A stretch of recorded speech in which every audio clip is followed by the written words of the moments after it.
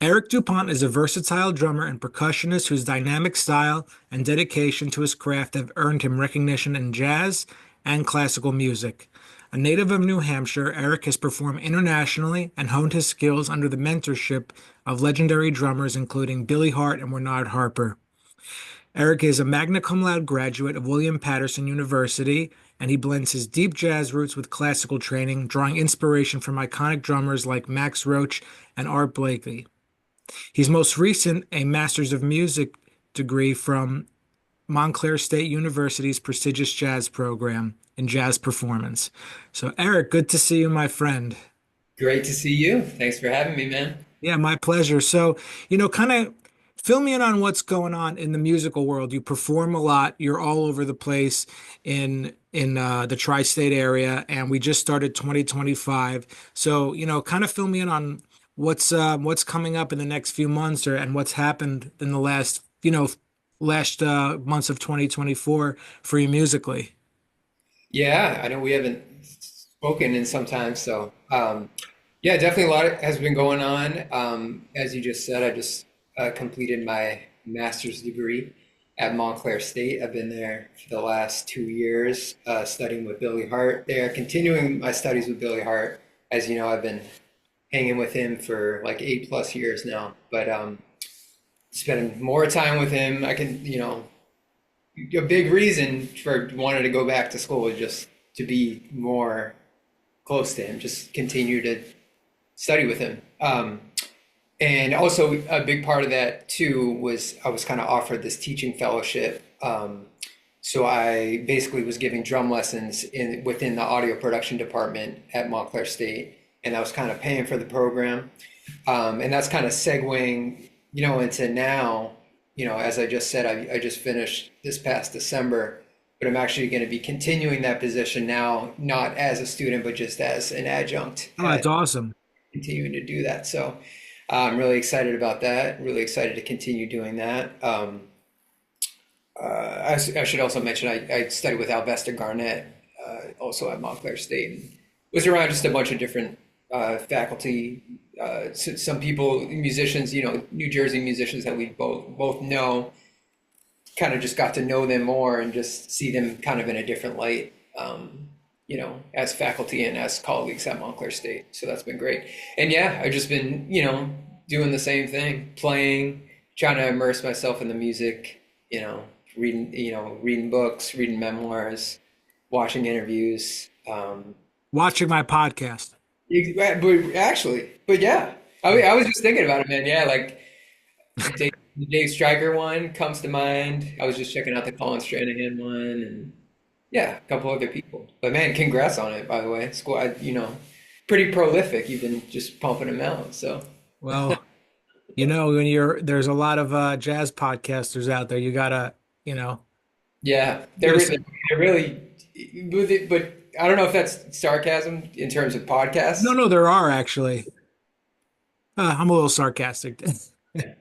I don't know, jazz podcast. I guess there are, but yeah, just in terms of just like interviews in general. Like I was just watching Larry Willis was doing one at the Jazz Museum in Harlem. I don't know. I think it's like Lauren Schoenberg that just like uploaded a bunch of like old interviews that he's done at the museum. So it's like 2 hours.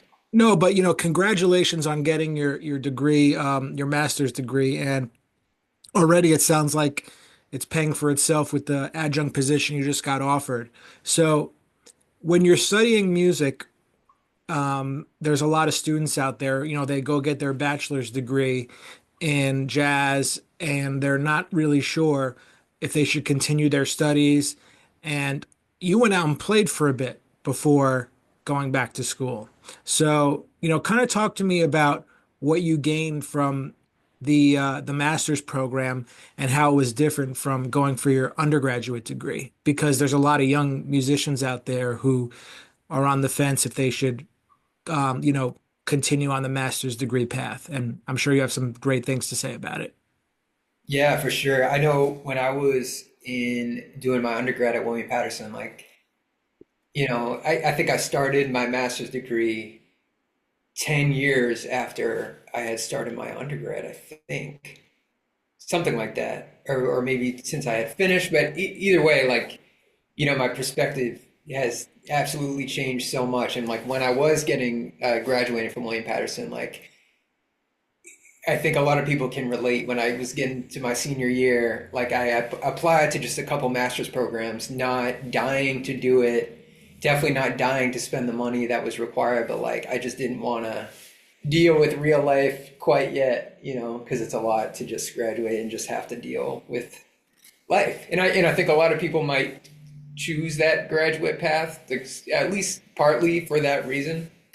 But for whatever reason, well, I shouldn't say for whatever reason, in terms of the financial part of it, I was like, this is just not, doesn't make sense to do. Like I'm already in debt from my undergrad. So luckily I didn't do that. But if it wasn't for that, I might have just plunged, right into the master's thing. But I'm extremely happy that I took the time just to gain the perspective of, just, trying to stay out. I think like the couple of years after you finish any kind of school, whether it's you leave undergrad or you do the undergrad to graduate, like the couple of years after that is like really like a test, like whether you're going to stay in this thing, whether you're going to like, maybe, I don't know, maybe you got some other priorities, you have a partner and you need to make some money, or you just need to make some money, that's going to be the test, whether you really stick with this thing or maybe you just go and do something else, That's a great point. In retrospect, obviously, it's too late now for me by about, 17 years or something. But to take maybe a year, even just a year off after Yeah. school and just play and just, just kind of immerse yourself just to see, do I need more schooling and stuff? And how do I fit in with the rest of the community? What do I want to do? That's something I might have done now that you're talking about it. So it's a really good point. Mhm. So Yeah, anyway, so I'm happy I did that, but yeah, just in terms of being out here, I know you're familiar, obviously, with some of the, music admin kind of roles that I had, like when I graduated, but like, it's kind of sounds cliche, and like if someone were to say this to me, like while I was in school, I might just brush it off, but like that really was like the true schooling, it was only a matter of time before I'd actually bring up Billy Hart, here, but I met him the summer after I graduated my undergrad, and like, even though I had just graduated from a jazz school, I really did not have much together, I don't know, especially compared to now. So I met Billy Hart the summer after I finished my undergrad. So that's really where a big part of the schooling, came into play and, changed my life. So would you say that he's a friend and a mentor, both? yeah, absolutely. Yeah, he's many things, but yeah, absolutely a mentor and one of my closest friends. Yeah. And I've talked to a lot of drummers on the podcast, and he's a name that comes up quite a bit. So what is it about Billy, musically, if you could put it into words, um, for someone who doesn't play drums, but they're a jazz musician, what is it about his playing that makes him so special? Because, if you're like, let's say you're a drummer speaking to like a piano player or something about it, different instrument, but same genre. Yeah, for sure. I guess maybe not so much related exactly to his playing. I mean, it is, but like his curiosity and his hunger and like his seriousness as like a complete student. Again, I hope that's like not a cliche, like a student of the music, but like truly like, you know, I would sort of mention like just watching interviews and reading books and stuff like that. Like a lot of that stuff that I do, like he kind of flipped those switches on in me because I won't speak too much about his house or whatever, but like, bookshelves of memoirs and biographies, autobiographies, and not just drummers, like a full span of the music, because that, of course, has completely to do with how we play as drummers, but like just a complete student like that. And of course, he's 84 years old, still wanting to go out to see music, we're always going out to Oh yeah, get. man. I mean, like even like me just talking to you in any podcast I do, I'm trying to learn something from speaking to jazz musicians. I think everyone has their unique perspective because everyone has their own story. And if you're out there doing it, you definitely have something to share. And that doesn't end, until, you know, it's always a journey. You're always a student of the music. It's endless. For sure. Yeah. So now that you're finished with school, you're truly, truly out in the real world, right? Yeah, sort of. I mean, like I said, like I kind of consider those first few years out of my undergrad as like really the real world. And then actually post COVID, like, I went back to New Hampshire, went back with my parents over COVID, and like to come back after that was another kind of test. Really? So, and then this master's thing kind of just happened, but like I kind of have told people that like, I was already had established myself, like decided that I was going to be out here and trying to do this. So like this master's thing was sort of like a side thing. It's like it wasn't like my identity. Like, when someone moves somewhere to go to a jazz school in their undergrad or something like that, and someone asks what they do, they might say like, I'm a jazz student. I go to school here. But that wasn't, this master's thing was kind of a side thing. I'm a performer first, and I'm also getting my degree here. But you know what I'm saying? So, Well, no, timing is everything. right.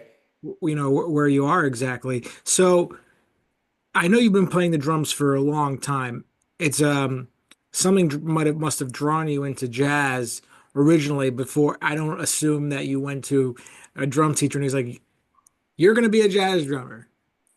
So Yeah, it definitely didn't happen that way. so Yeah, how for did it sure. happen for you? Like where you got exposed to the music and then that transition led to going to school for it because you have to get serious about it. So talk to me about what you were first exposed to and, maybe first concerts you got to hear live. So I'd love to hear about it.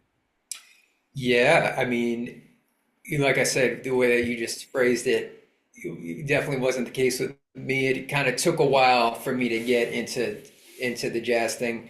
So I started playing drums. My mom signed my brother and I up for like a group percussion class in elementary school, and that's kind of how the drum thing started with me.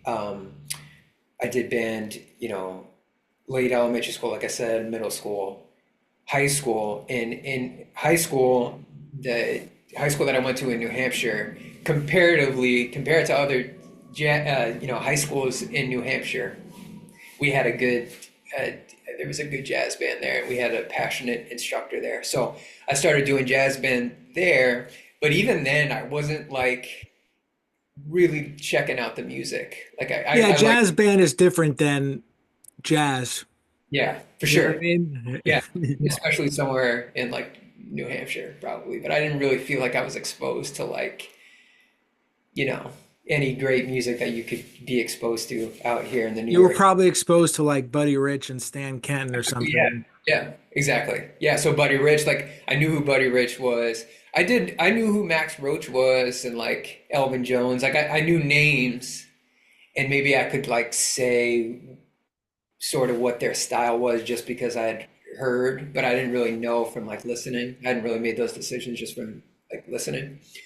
But I really did like listening to music. I listened to a lot of like rock and pop and classic rock and stuff like that. So I know you still I do those gigs today. You still play other styles of music. yeah. And I do still feel pretty like open to, yeah, I consider myself pretty open. Maybe when I was going to William Paterson for a little bit, I got into a little kind of jazz snob kind of It's what vibe. happens to all of us. Yeah. Anyway, so I like playing music. I definitely like playing the drums. And I decided I was going to major in jazz. But but again, like not really necessarily being passionate about jazz. I just wanted to get better at the drums, and I knew that was an area where I could really improve, and that would improve me just as a drummer overall. So anyway, I didn't really fall in love with the music until I went to William Patterson, and yeah, I just kind of realized how little I knew very quickly compared to everybody else, and how I hadn't really been checking out records. And then I kind of just made myself do it just because I had to. It wasn't like something, So because your I'm, formal jazz studies really began in college, in a sense. yeah, definitely. Yep. So kind of a late start. But I really tried to make up for lost time while I was there. And there's only you, yeah, and I sort of feel like you can only do so much because the music does have to marinate, and sit with you for a while for you to make certain connections. And I was just getting to college, and I was just trying to listen to all these records but you can't, obviously you can't really just cram like that. Overwhelming for sure. Yeah. So Well, anyway, I'm and I was gonna sorry, say, we're gonna say, so you're in a sense, this is the first time that you're, really playing the music in college. The people that are auditioning you, they must have seen something, in you either way, and you showed the discipline that you would have been a good student. yeah, I think the audition being a recording, it was a recording for William Paterson, and I did have a decent tape, but yeah, I don't know if it was a live audition, how I would have done, but yeah. Anyway, I did kind of get it together, I think, for that recording, and followed the guidelines and stuff, and I did at least understand. I remember the tunes that I played, like Anthropology and stuff like that. I did, learn the melody and things like that. So, but yeah, definitely kind of like a slow start with me, I think, in terms of like immersing myself into the music, but I have felt pretty in it, for some time by now. So, What about your first quote unquote jazz gig, like playing trio or quartet, like standards? Do you remember your first time you did that, like outside of school? um, my brother, as you know, Yeah, yeah, brother, Vince. so we did jazz band together in high school, and we had a good friend who was a guitar player, wasn't super into jazz either, and never really did. He's a musician. But he would hustle gigs for us, like as a rock band. But then when it came time to get like a jazz like trio gig or quartet, he would do that. So I did actually do a little bit of that, like senior year of high school and stuff Oh, like that's that. awesome. But I couldn't hear forms, and stuff. So You were just kind of playing time and, yeah, yeah. And I was, familiar with just certain things, just like on a very basic surface level. Kind of way, but at the same time, it was playing experience. I was like familiar with playing gigs, like in high school, so which I guess not everyone does. so when did you start to really feel comfortable on jazz gigs? In small group settings. I guess like at some point during my undergrad or something towards the end. Yeah, That's awesome. I don't think I felt comfortable until midway through grad school or something. You know what I mean? Like, because it's just a whole different mindset to do that, than just play time, as you're saying. right. But now you're working quite a bit. So people obviously, like myself, have called you, for gigs and everything. So what do you think you have to offer the musician that calls you to play with them? What do you try to bring to the music? What's your perspective on to elevate the music? If you could put that into words, I know it's kind of you know, it's a big question, but you know, if you could answer that, that'd be great. Yeah, and I guess it would depend on the day when you asked me, but yeah, I guess Let's just say standard piano trio or something like that. yeah, or something like that. Yeah, definitely at the forefront. What I think about is groove. It's like a big part of the drummer's role, and a big part of that is, of course, the cymbal beat, which I've spent some time, really trying to get that together. Just many hours just with the cymbal. Um, but yeah, yeah, and just like I guess just like empathy and like an understanding of whoever the leader is, what they want. Yeah. I don't ever really have a problem, uh, making a decision that's not my first thought if that's what the leader wants. Well, You do you feel like, even you could be playing with two great bands, for instance, but sometimes you have to take on the role as the support, but other times you're just you're in the middle of the conversation with the musicians. You know what I mean? Like it's almost two things sometimes. Yeah, for sure. And like I think I was thinking about this like recently, like I definitely didn't used to think about this so much, but I guess now that I'm getting older, whatever, like just thinking about like the psychology part of it. I guess Billy has caused me to think about this too, even though we've never talked about it. I've just like kind of noticed how like Billy's always sussing people out, like always. And just understanding people has a lot to do with like understanding their music and like making the right choices for their music, which is a huge part of why he's made like 1,000 records and worked with all these people. Yeah. So like that part of it, like understanding the people, they can help you understand, the choices that you should make for the situation. No, definitely that's a great point. Have you have found yourself having to unlearn some things about playing this music, like now that it's been going on for quite a while, and like I do, had that big break in between undergrad and now you're you're out of school and stuff. Like, have you had to unlearn some things to push forward that have been difficult? Yeah, I guess I've probably had to like just unlearn like judgments and like I don't know the term, like just being closed-minded, because I think I definitely was sort of closed-minded about my opinions of like how the music should go, how music should go, and stuff like that. But I've definitely, hanging around Billy has been a big part of that. I was just talking about like his curiosity and like his open-mindedness. That's been a big part. When You did that know, change? it's hard to say, but I would just say like over the span, like the span of 8 years, it definitely wasn't happening. It definitely happened after my undergrad. Um, but yeah, I don't know. Over the past like 8 years, like maybe more specifically the past like 4 years, like the years that I've been back over COVID. I think like over COVID, I started to just think about,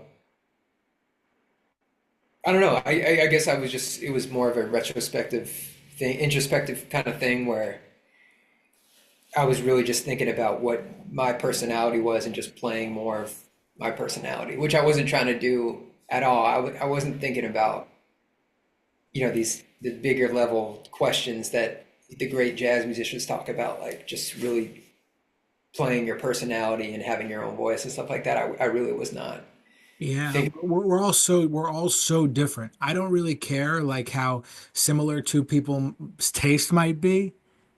They're never going to be the same. They could both be like if they're fruit, they could both be tomatoes, and but they both come from different farms or something. You know what I mean? Like Yeah, everyone is just so unique, and maybe just like playing with all those people gives you that perspective. for sure.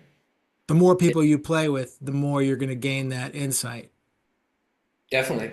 Yeah. Yep. I think that's part of it now that we're like having the discussion. Just, um, there's always, whenever you play with somebody new, try to gain some sort of awareness about the way they play and why it's them or something. I don't, that's just my thoughts right now. Yeah, I agree. Yeah. So, where can everybody find you on Instagram and your website and stuff? Just share all that information with our audience, and we'll start wrapping things up. Cool. Yeah, my website is ericdupontdrums.com. And all my socials should be linked to that, like at the bottom of the pages. Instagram, Facebook. I'm on TikTok. I don't know how long that's going to exist, but yeah, I've been kind of using that as like a practice diary. I There's a lot. saw that. I saw some of your TikTok stuff. Yeah. So yeah, everybody can find me there. If you follow Eric on TikTok, you get a free pair of drumsticks. I don't know about that. Yeah, man. No, good to catch up. Yeah, for sure.